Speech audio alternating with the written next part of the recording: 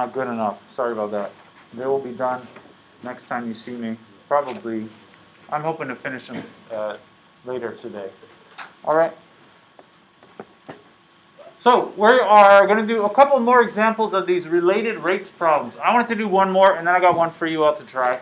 I would like to refresh our memory about this. Remember, these are about, the scenario is always about sort of usually two different quantities which are changing, and they're sort of linked in some way. As one changes, the other also changes, but not in a simple way according to some sort of weird relationship. So anyway, there was a very sort of vague sequence of steps that I wrote out last time. Maybe I will refresh our memory.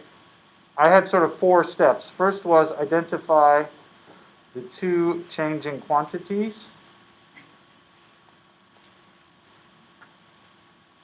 And give them variable names. Quantities. I wrote quantities. That's all right. And give them names. Right? Then you write a formula which relates these quantities to each other. Write a formula relating them. Then you do the implicit derivative. And then you decide what to solve for, and you plug in for everything else. Choose what to solve for, and plug in everything else.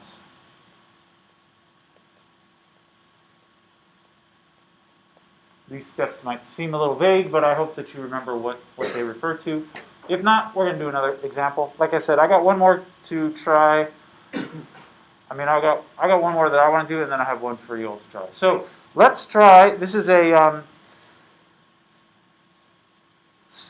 simple but strange little problem. This is going to be about the castle drawbridge is going up, right? So here's I always have a poor quality drawing to accompany these problems. Here's my little drawbridge is going up, right? Like that.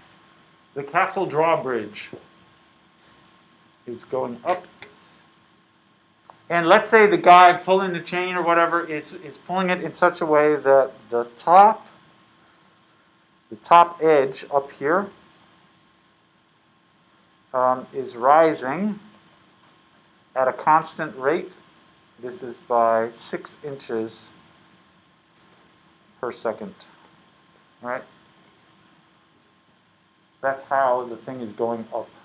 It's rising at a constant rate of 6 inches per second. All right, my question to you is, how fast is the angle changing? The angle of the drawbridge when it's 45 degrees. All right, that's what I want to know.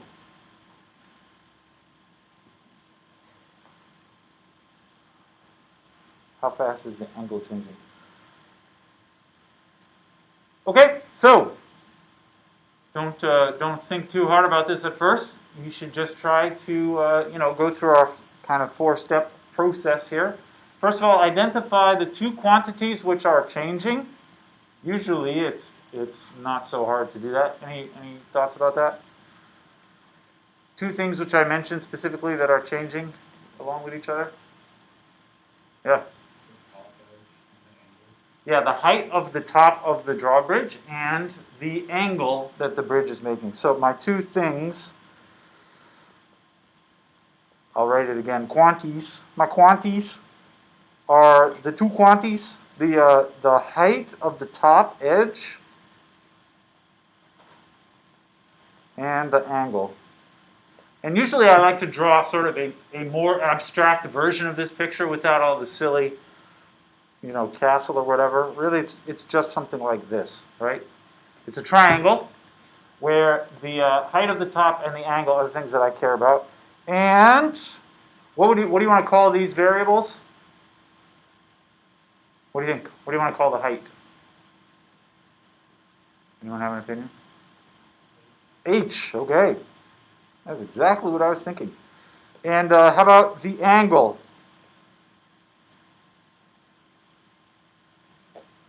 It would be this angle, right? That's the angle that I'm talking about. What do you want to call the angle? A, okay. A for angle. All right, great. There are no wrong answers. Okay, so this is my, these are my quantities, right? The height of the top is h, the angle is a, all right? Now, next, we should write a formula which relates the two things.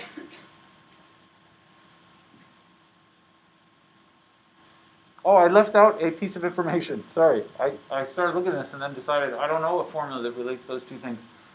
One piece of information that I forgot to write in the problem. The bridge itself is 5 feet long. All right? So the drawbridge is 5 feet long. Sorry about that. You need to know that in order to answer all of these questions. Okay, that means in my sort of more abstract drawing, I can actually label a 5 somewhere. Where would the 5 go on my little triangle down here? Which of those is the 5? Yes, it would be the hypotenuse. Thank you for using the fancy word. Yeah, if you think about the, you know, on this picture I drew the 5 down there, but that's because the 5 is meant to represent the length of the bridge, which on this picture is up there. It's the bridge is sort of in 2 places at once on this picture. So anyway, the 5 is up there, all right? Now I think I can relate these in a formula somehow, all right? So our formula then, formula relating A and H. Any thoughts? What do you think?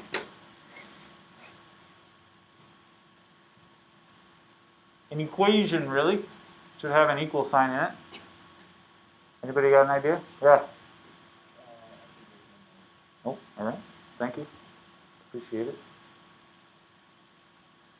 What do you think?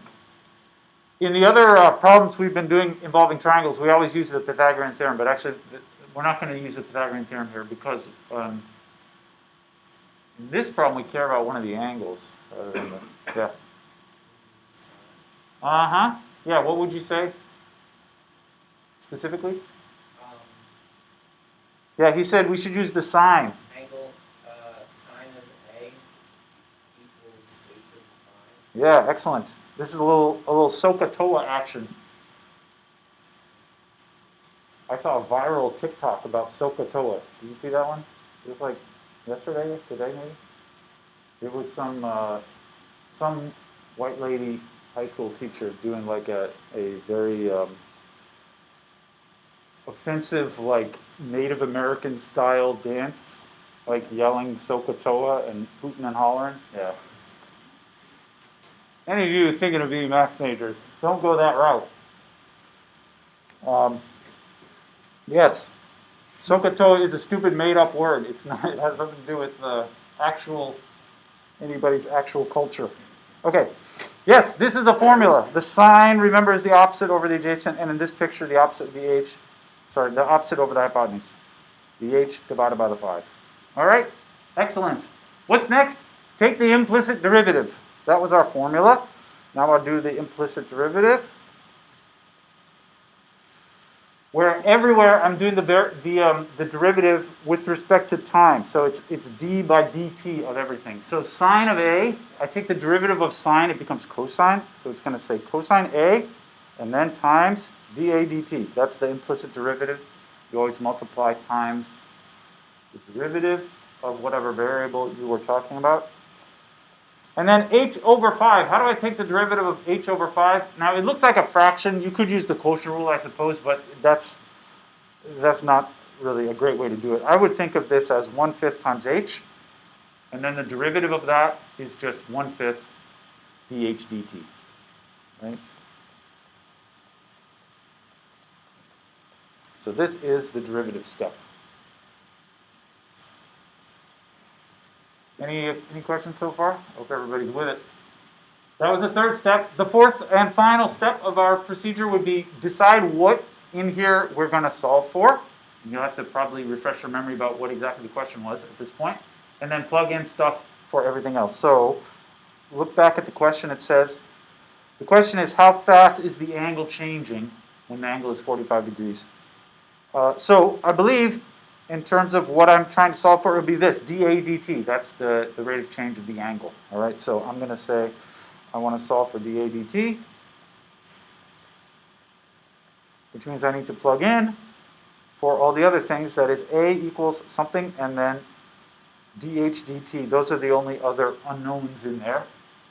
Plug some value for A, some value for dH dt. And usually these will also be given to you just in the statement of the problem. So A, I'll go back up and look, do I have a specific value for the angle? The question says, how fast is the angle changing when it is 45 degrees? So I'm going to put 45 degrees in there, or pi over 4 radians, whatever you prefer. You know me, I prefer the radians.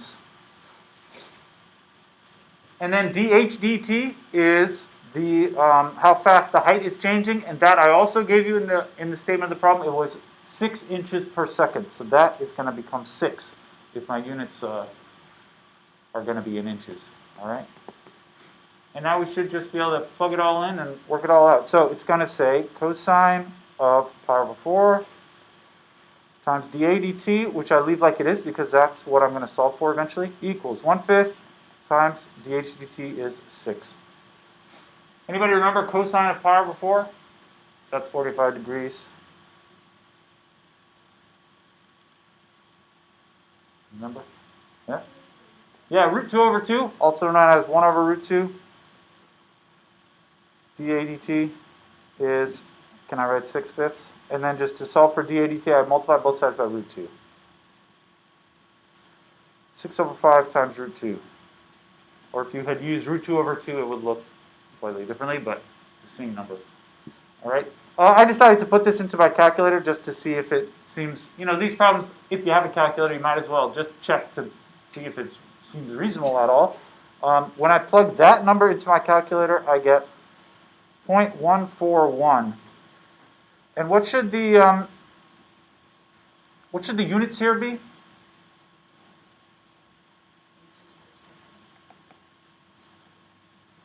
You have to think about what exactly this is supposed to be representing.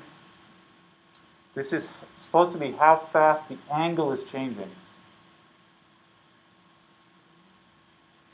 Yeah, it's not going to be, it's going to be definitely something per second because it is a derivative of something. But yeah, it's how fast the angle is changing. So it's either degrees per second or radians per second. Which one is it? I used radians right here, but I suspect if you decided to write 45 right there on your paper, you would have got the same answer anyway, right? Does it matter then? It does matter. Like, there is a difference between, a degree is much smaller than a radian, right? Because 360 degrees go all the way around, whereas 2 pi radians, which is like a little bit more than 6, goes all the way around. It turns out this actually is radians per second. The reason you might wonder, like, where in this problem did I commit to radians? I mean, I kind of committed at this point to radians when I wrote pi over 4, but I wrote the answer anyway. And even if you had used degrees, you would have got the same answer. The fact is, actually, this is a little known fact. You can amaze your friends about this. Everybody knows this, right? The derivative of sine is cosine. I'm telling you, it's a true fact. That formula actually is only true using radians. This is, if your friends ever ask you, what's so great about radians? I mean, there's a lot of things you could say about radians, but this is one thing that you could say is great about radians. If x is measured in degrees, the correct formula is something like the derivative of sine x is like pi over 180 times cosine x, if you're using degrees. Nobody ever has heard of that formula because your teacher always said, I'm going to use radians. So actually, in this problem specifically, where did we commit to using radians? Actually, it was right here when I took this derivative and did not put an extra stupid little degree coefficient in front of here.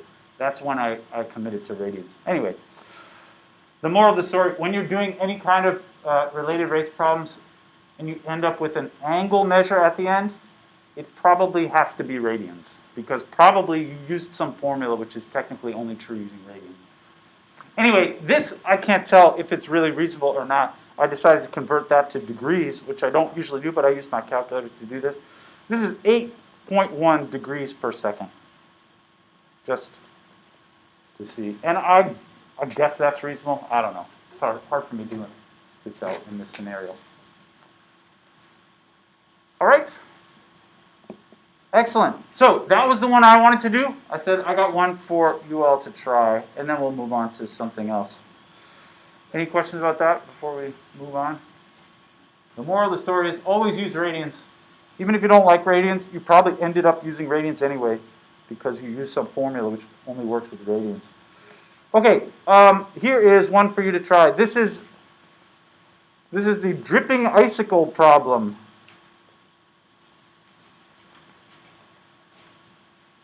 Dripping icicle. So let's say we have a cone-shaped icicle which is dripping out the bottom. This is what icicles do, right? They drip. And let's say that the icicle is 5 inches long.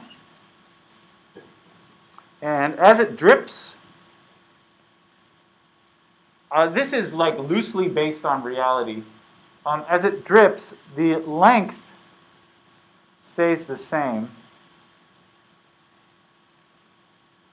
but the radius shrinks. This is vaguely how real icicles work. I think actually an icicle as it drips even gets longer while it's dripping. That's why it's long in the first place, I think, because it grows. But anyway, it definitely does not drip itself shorter. It drips, but let's say that the radius of the cone on top is shrinking. All right? And let's also say it drips at a constant rate, at a rate of 1, just to make it easy, 1 cubic inch of water per hour. That's a weird unit of water to use, but just because I gave you this in inches, I want to try and mess you up by making you convert units. All right? It drips 1 cubic inch of water per hour. And I would like to know, here's the question, how fast is the radius changing? The radius of the top of the cone. You know, this distance here, right? When it is 1/2 inch. That's what I want to know. All right. See what you think. And this involves, so the formula that you're going to have to use in this one involves a somewhat obscure formula for the volume of a cone in terms of the radius. And I will refresh your memory in case you don't remember this formula. This is the formula for the volume of a cone. So this is what you can expect something like this when we do tests and quizzes about this. I will expect you to know the Pythagorean theorem, the SOHCAHTOA thing, the area of a circle, very simple ones. Things like this, the volume of a cone, I would not expect you to have memorized, and I'll just tell it to you on the test. All right, see what you think. I'll give you a little bit. See how it goes.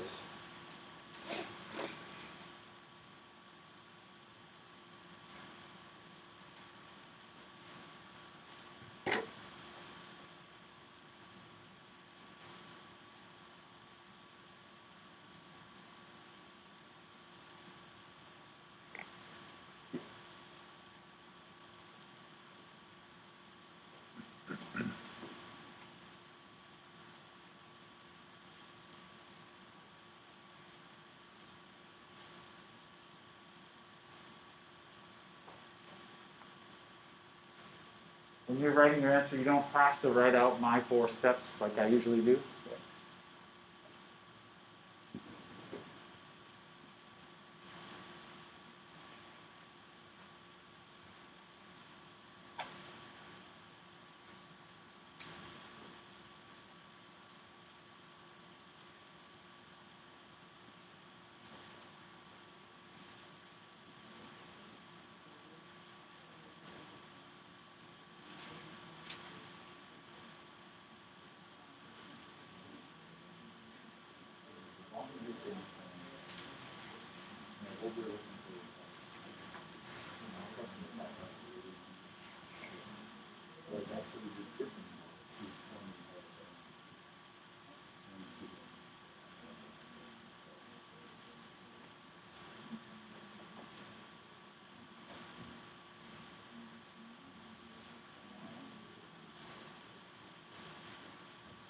Feel free to mumble to your neighbors.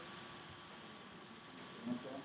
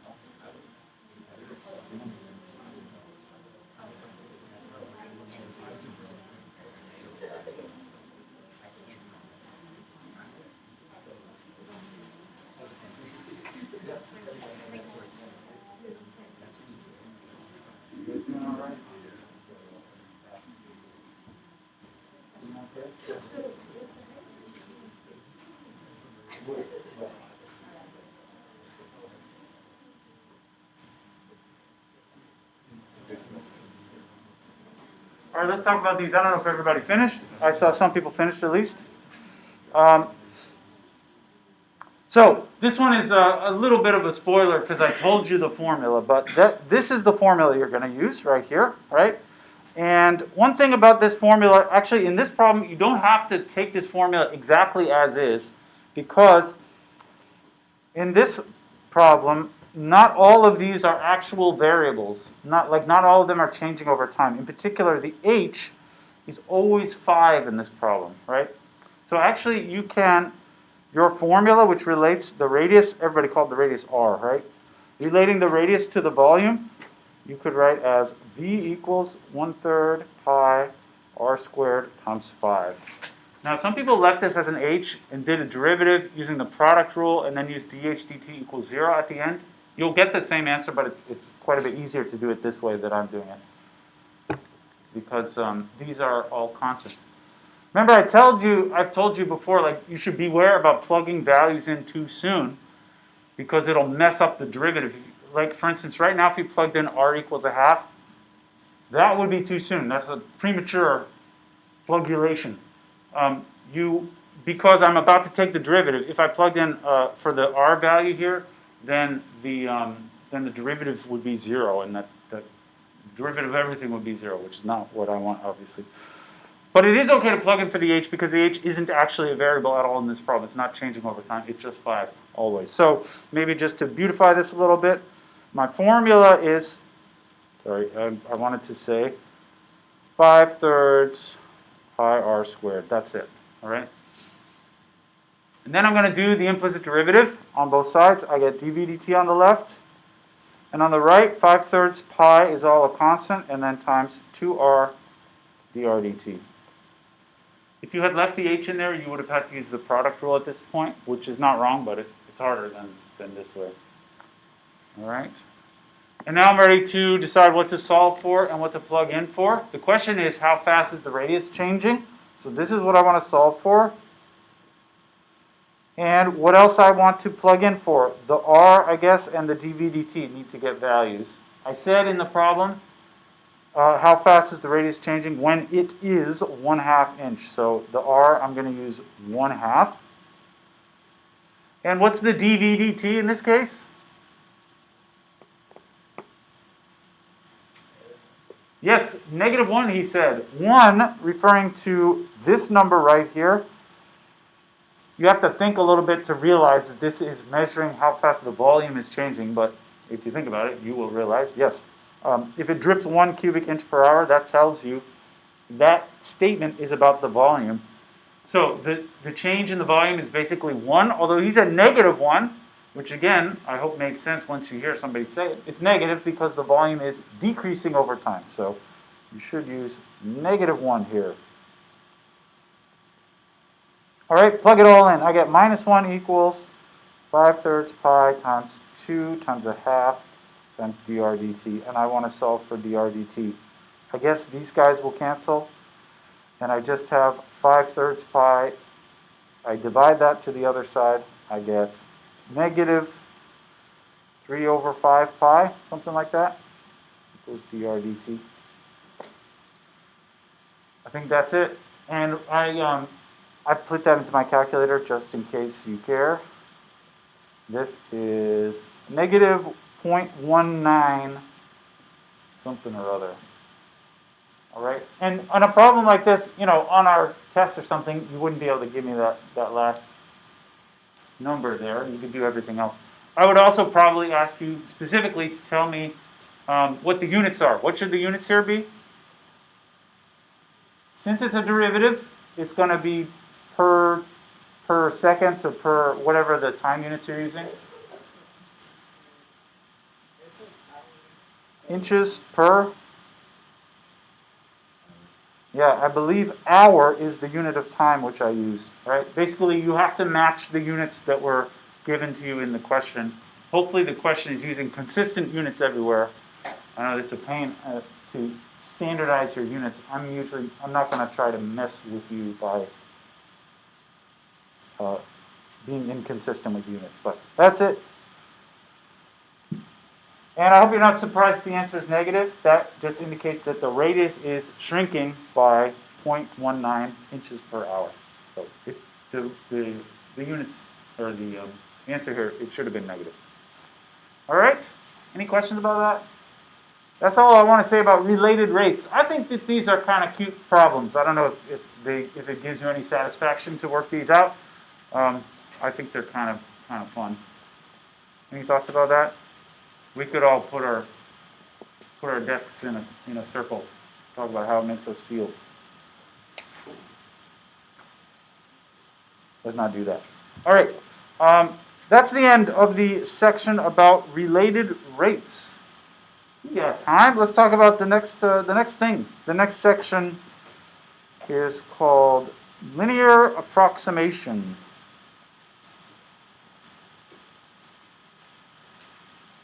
I know that most of you have, seen many of these topics before. I'm not sure if the related rates problems are things that you've done before. And this is another one which I'm not sure is typically covered in a high school calculus class.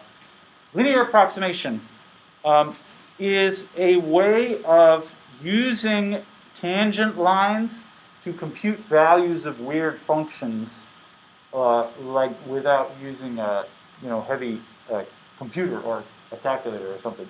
You can use tangent lines to compute values of weird functions. That's why it's called the linear approximation, because you're using a line to approximate values to some other function. Here's the basic idea here is everybody knows that if you have say a function like that, let's say this is f of x, and let's say I'm interested in values of this function near some point a.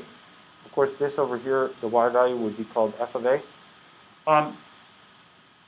If you know something about calculus, you can draw the tangent line at a, which looks something like that. I missed it. I'm trying to draw a line which just hits that point. Oh, that's pretty good. All right, this is the tangent line. I'm going to give that a name. I'll call this L of x. It's also a function, right? It just happens to be a line. That is the tangent line. So L of x is tangent line to f of x at this point, x equal a. And you can use the line to estimate values of the original function. Even if those values of the original function are things that you don't know how to compute, you can compute sort of by hand those values using the line. This is the basic idea of the linear approximation. So first thing I would like to do is talk a little bit abstractly about the equation of that line. So the equation of L of x, we can write the equation of that line using the point slope form of a line. So I'm going to use the point slope form, which I hope everybody remembers. Y minus y0 equals m times x minus x0, right? Now, I didn't tell you anything about what f of x is, so what I'm about to write here is going to be somewhat abstract. Oh, sorry, I didn't. There, I fixed my f of a over there. I had no closing parentheses. This point, I'm going to try and fill in the blanks as much as we can. This point here, its x value is a, and its y value is f of a, right? So I'm going to sort of stick that in there. So it's going to say y minus, the y value I'm using is f of a equals, m is the slope. Well, the slope at a would typically be written f prime of a, right? And then times x minus a is the x value. This is the point slope form, just writing everything out describing the situation of this line right here. The point is x value a, y value f of a. The slope is whatever the slope is. It's f prime of a. That means the slope at a. Right? And this, I just would like to solve this for y, because I want to write L of x like it's a function, right? This is a formula which gives you that line, but to write it like a function, I need to solve for y. So I'm going to say y equals, and I'm going to write this in this manner. F of a plus f prime of a times x minus a. All right, that's just solving for y. Okay, so the formula is L of x is that thing, right? F of a plus f prime of a times x minus a. In this formula, you will want to remember. In theory, you could reconstruct this formula yourself using the point slope form, but I think in practice, it's better to just memorize that formula. This is the formula for, remember, this is called the linear approximation. It is just the tangent line, but in this context, we call it the linear approximation of f of x at the point x equal a. All right? It is just the tangent line. But in this section, we're going to consider this not as just like a geometrical curiosity, like I don't really care that it's a tangent line or whatever. The reason that this is interesting is, so it's useful because L of x is, ooh, sorry. I just got an email. Maybe it does ding every time and I've just never gotten an email before during class.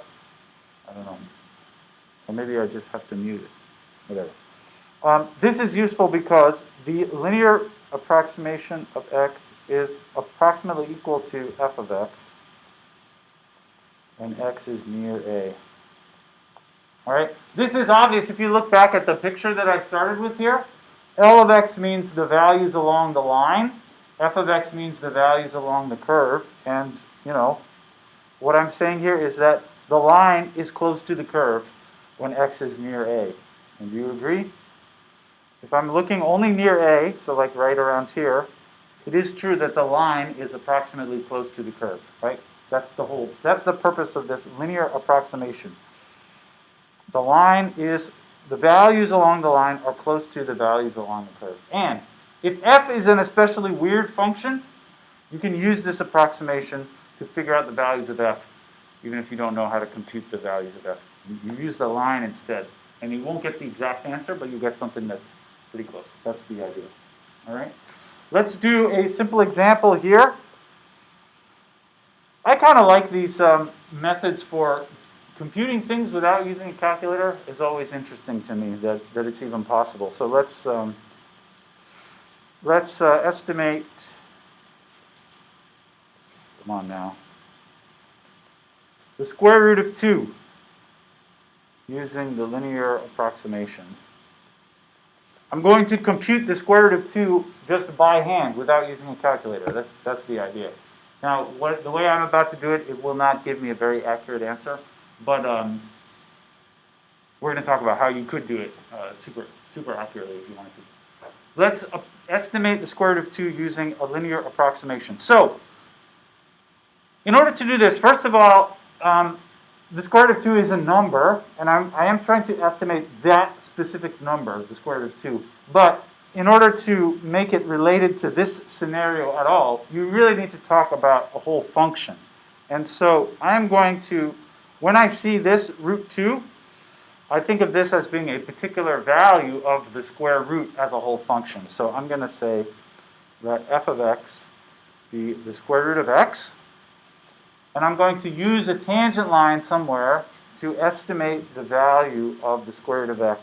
And I'm going to choose also a equals 1. And I'll say in a moment why I decided to choose a equals 1. But anyway, the sort of on a picture what I'm doing here, the square root function looks like this. And I'm choosing to estimate using this value at 1 there. In this tangent line. And the idea is when I look at 2, the square root of 2 is here, the tangent line at 2 is there, and those values are going to be pretty close together. That's the idea of what I'm doing here. All right. So let's see if we can we write the formula for the linear approximation? L of x in this example is, let me just say, this is the memorized formula I'm using here. F of a plus f prime of a times x minus a. You're going to do this a lot, so hopefully you won't have to like really sit down and memorize anything. This is the formula for the linear approximation. And I told you I'm using root x for my function, and I'm using 1 for a. So let's just stick 1 in for a. This says f of 1 plus f prime of 1 times x minus 1, right? And can we compute each of those f's there? I said f is a really weird function, which you cannot compute the values of. The square root is a weird function. But actually, you can plug in the 1s. So what is f of 1 in this case? It's square root of 1, which is 1, right? This actually is why I chose the value of a to be 1, because I know already what the square root of 1 is, right? And then we should also compute f prime of 1. This is for the purpose of continuing to simplify this. I need to know what is f of 1, and I also need to know what is f prime of 1, all right? How do I get f prime of 1? Well, this means you take the derivative and then plug in 1. So maybe first we should talk about what's f prime of x. Anyone say, what is f prime of x in this case? F of x is the square root here. So what's the f prime of x?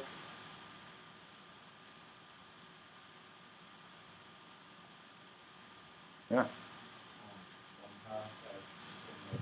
Yes, thank you. 1/2 x to the minus 1/2, right? That's the derivative of the square root, and then I want to plug in 1, so, okay. So f prime of 1 apparently is 1/2 times 1 to the minus 1/2. And what is that? 1 to any power is 1, so this is just 1/2.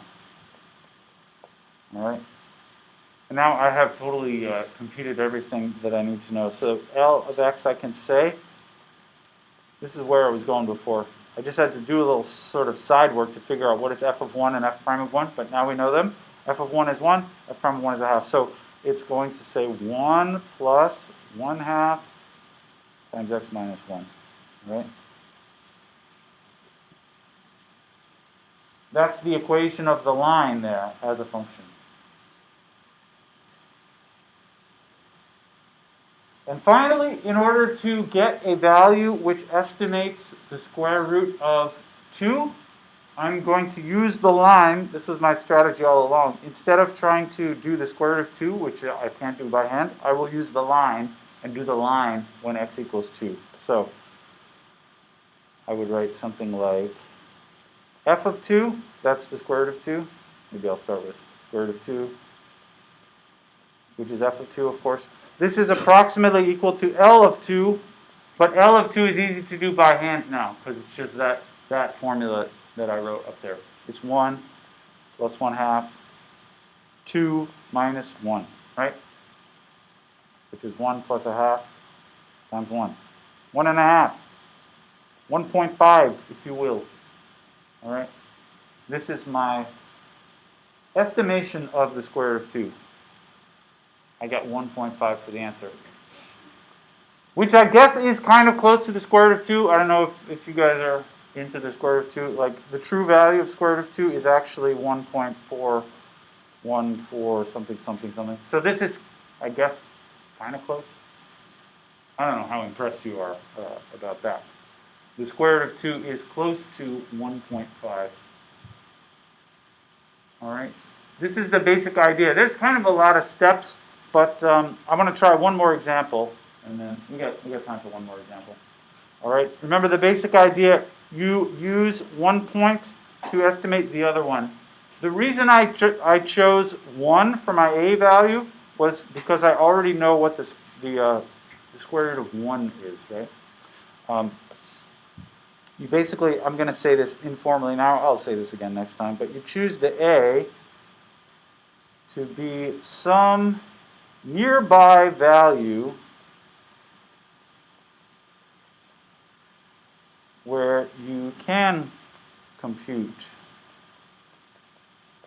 f of x. I'll say f of a. Right? I wanted to know the square root of 2, but I don't know how to do the square root of 2. But I do know how to do the square root of 1, and so I chose 1 for the a. That's the idea. This is where you decide where to draw that tangent line. You draw it at a point where you do know how to find the value. All right. Let's just do one more quick example, and actually, I want to do another square root. So we can reuse a lot of what we did before. Let's find the square root of 12, or approximate. I'm not really going to find the actual value. Let's approximate the square root of 12. So again, I'm going to use f of x being the square root function, because I'm trying to find the square root of something. And it looks basically the same, only the picture this time is, here is 12, right? I don't know what the true square root of 12 is. My strategy, like before, was I'm going to choose some other value near 12, which I do know the square root of, and do the linear approximation based at that other value. What do you think? Anybody have an idea? What's the number close to 12 that you do know the square root of?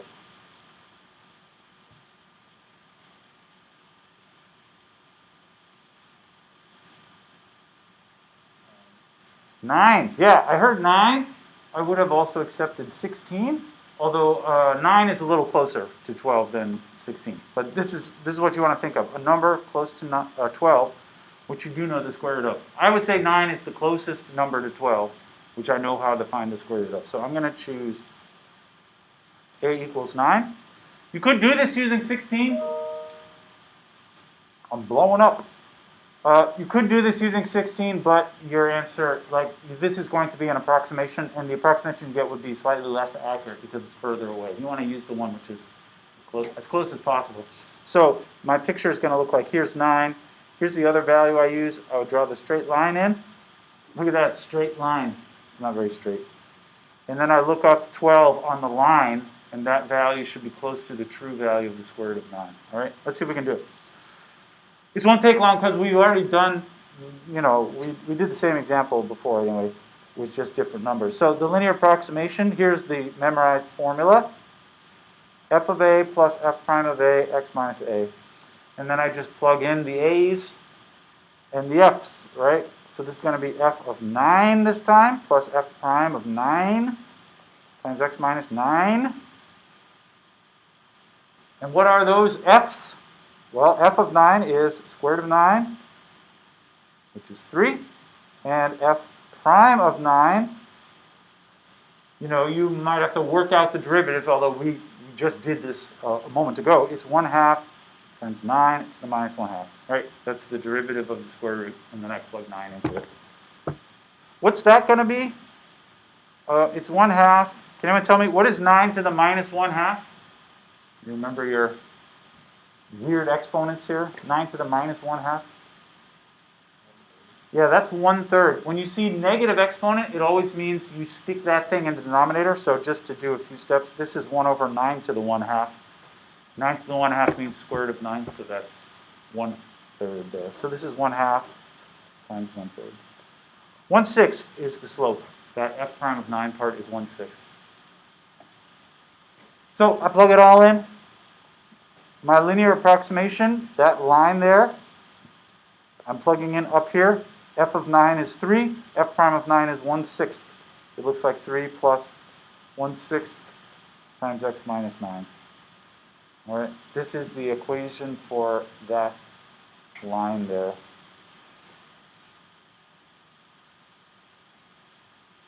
Remember, what I'm trying to do here is the square root of 12. So that means I plug 12 into the line. So square root of 12, that of course is f of 12. This is approximately equal to L of 12. And L of 12 we can write is 3 plus 1/6 times 12 minus 9. Right? I just plug 12 into the line. And that number is actually quite close to the true square root of 12. I did this on my calculator. So this number, when you add it up, this, if you just wrangle the fractions here, this is 3 plus 1/6 times 3. That's 3.5, right? 3.5. This is very easy to do by hand.